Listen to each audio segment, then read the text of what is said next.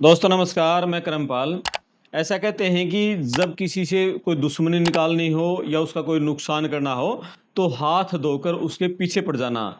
लेकिन अमेरिका के राष्ट्रपति डोनाल्ड ट्रंप हैं, उन्होंने सिर्फ हाथ नहीं धोए, पूरा शरीर ही धो के, हाथ-पैर सब कुछ धो के भारत के पीछे पड़ गए हैं।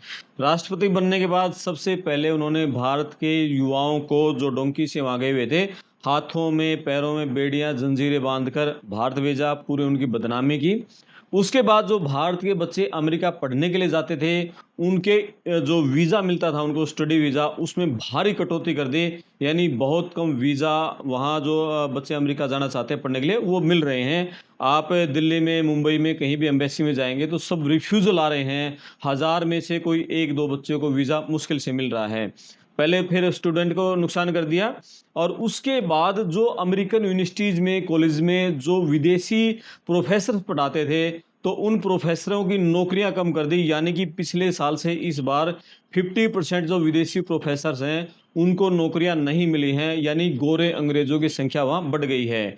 और उसके बाद जो लोग वहाँ काम कर रहे थे और जिनके पास वैलिड डॉक्यूमेंट्स भी थे, छापे मारकर उनको भी डिटेन कर लिया गया है और उनको काम नहीं करने दिया जा रहा है। कैलिफ़ोर्निया में बड़ी संख्या में जून में बहुत बड़े स्तर पर छापेमारी हुई, जिसका बड़े स्तर पर विरोध भी हुआ था और पूरा हंगामे भी हुआ था। और अब फिर एक रिपोर्ट आई है national foundation for American policy, और उसने बड़ा खुलासा किया है कि जनवरी से, जब ट्रंप ने अपना कार्यभार संभाला था जनवरी में, तब से लेकर जुलाई तक अमेरिका में 17 लाख जो प्रवासी श्रमिक हैं, उनकी नौकरियां खत्म हो गई हैं या उन्हें नौकरियों से निकाल दिया गया है। यानी वो पेरोल से बाहर हो गए हैं। पेरोल यानी जब कोई आदमी कहीं किसी कंपनी में काम करता है तो उसकी जो सैलरी बढ़ती है, तो 17 लाख जो विदेशी जो विदेशों के जो लोग अमेरिका में काम कर रहे थे, जो सैलरी लेते थे, तो जनवरी से जुलाई तक 17 लाख लोगों की सैलरी नहीं बन पाई है। यानी वो पेरोल से बाहर हो गए हैं। कितना बड़ा आंकड़ा है। और इसमें ये बताया जा रहा है जो सबसे बड़ी संख्या है वो भारत के लोगों की है। ये भारत के लिए बहुत बड़ी चिंता की बात है, क्योंकि भारत से बहुत बड़ी संख्या में जो लोग हैं अमेरिका गए हुए हैं और वहाँ पर किसी न किसी तरीके से काम कर रहे हैं, रोजगार कर रहे हैं। कोई ट्रक चला रहा है, कोई होटलों में काम कर रहा है, कोई मॉल में काम कर रहा है, कोई और दूसरे काम कर रहे हैं, कोई खेतों में काम करता है। तो उनके लिए बहुत बड़ी चिंता का विषय है जो ये national foundation for American policy की रिपोर्ट आई है।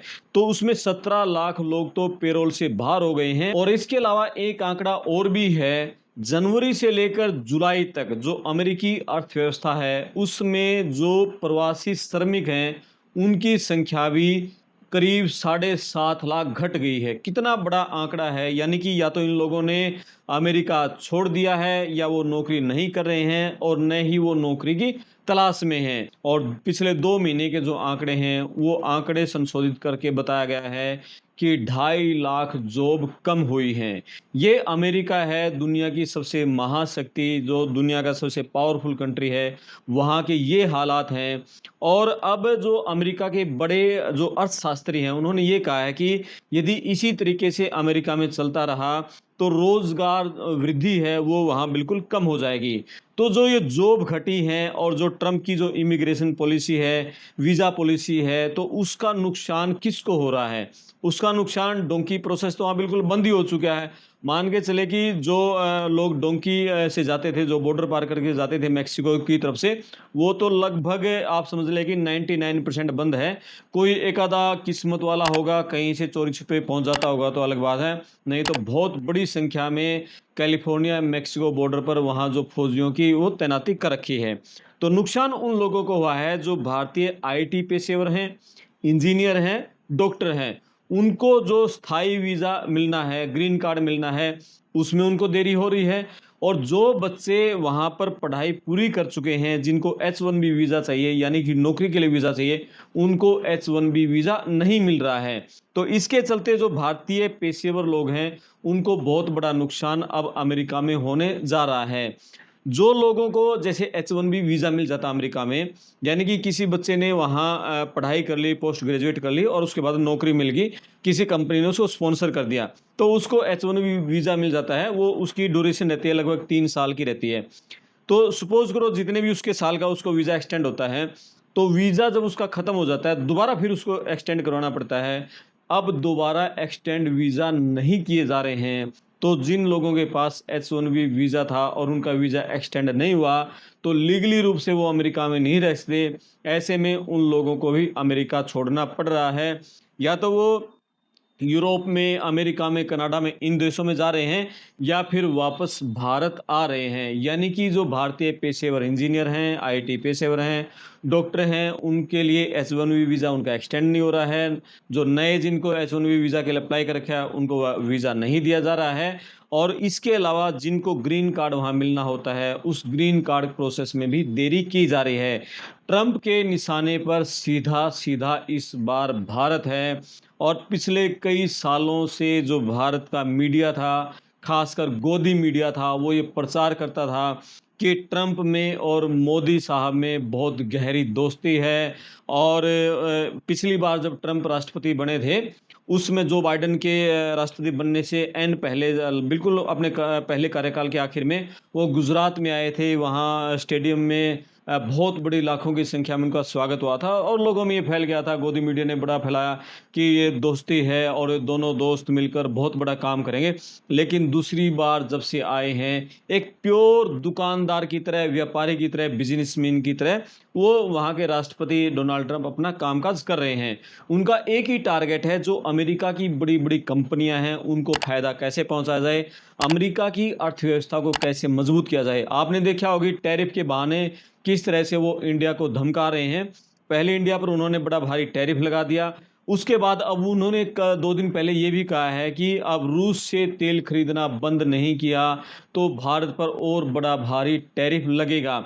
और ये अनुमान लगाया जा रहा है कि जिस तरह से अमेरिका ने भारत पर टैरिफ लगाया है, लगभग 30% जो अमेरिका को एक्सपोर्ट होता है इंडिया से, उसमें गिरावट आ सकती है।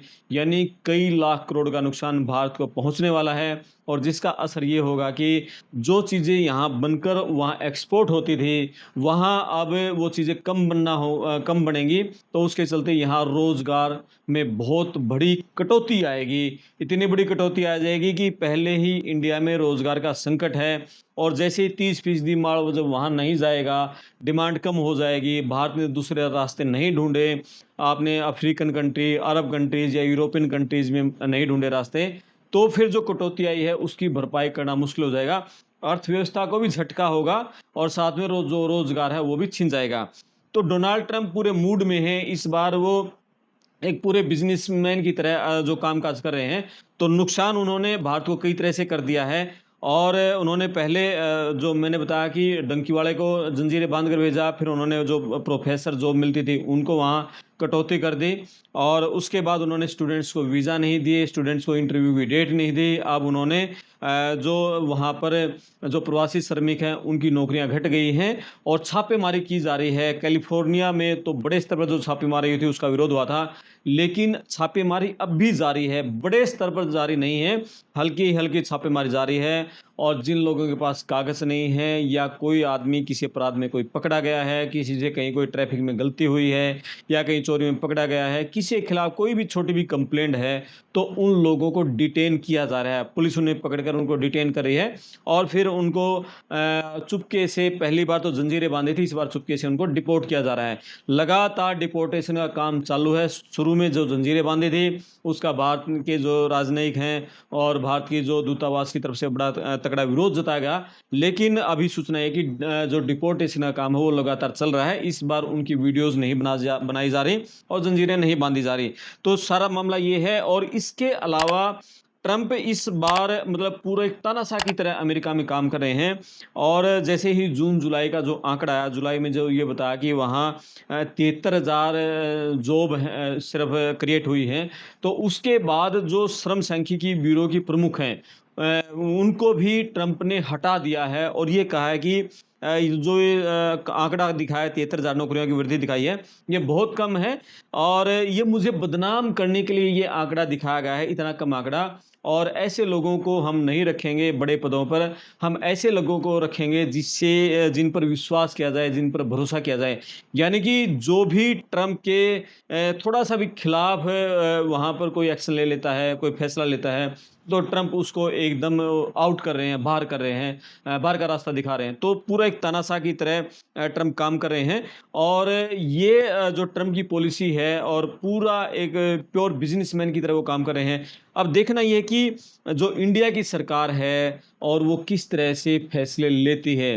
क्या वो अब अमेरिका जो भारी टैरिफ, अभी तो टैरिफ लगेगा, अब उसने कहा है कि रूस से तेल खरीदना बंद नहीं किया तो और बड़ा भारी टैरिफ लगाऊँगा। तो जितना ज़्यादा टैरिफ इंडिया पर लगेगा, तो इंडिया से जो माल अमेरिका में जाता है, वो वहाँ पर इतना ही महँगा होता जाएगा और जिसके चलते उसकी डिमांड वहाँ कम होगी, तो फिर वो निर्यात घट जाएगा, भारत को नुकसान होगा। इस नुकसान की भरपाई भारत कैसे करेगा और दूसरे देशों के साथ कैसे रिश्ते मजबूत बनाएगा? यूके के साथ हमारे रिश्ते, अभी जो पिछले दिनों प्रधानमंत्री वहाँ गए हुए थे और फ्री ट्रेड एग्रीमेंट उनके साथ हुआ है। लेकिन कोई भी इतने बड़े देश हैं जो यूरोपियन कंट्री हैं, यूके हैं, कनाडा है, ये भारत के साथ जो इस तरह से एग्रीमेंट करते हैं, ठीक है, भारत को उससे कहीं न कहीं थोड़ा बहुत फ़ायदा होगा, लेकिन वो भारत से बहुत बड़ा फ़ायदा उठाते हैं। सच्चाई ये है, क्योंकि आज भी हम अपने पड़ोसी देश हैं, सिंगापुर है, चाइना है, दुबई है, हम इनको देखें तो बहुत पीछे खड़े हैं। हम कंस्ट्रक्शन में बहुत पीछे खड़े हैं, हम कहीं आस-पास भी नहीं हैं। चाइना और जापान के तो हम कहीं आस-पास भी नहीं हैं। हमें अगले क्या पता 30-40 साल लग जाएँ उनके आस-पास खड़े होने में, तब तक तो वो हमसे बहुत बड़ी अर्थव्यवस्था बन जाएँगे। सिंगापुर एक ऐसा देश है जो छोटा-सा देश है और दुनिया की इतना बड़ा वो मजबूत उसने अपने आप को कर लिया है।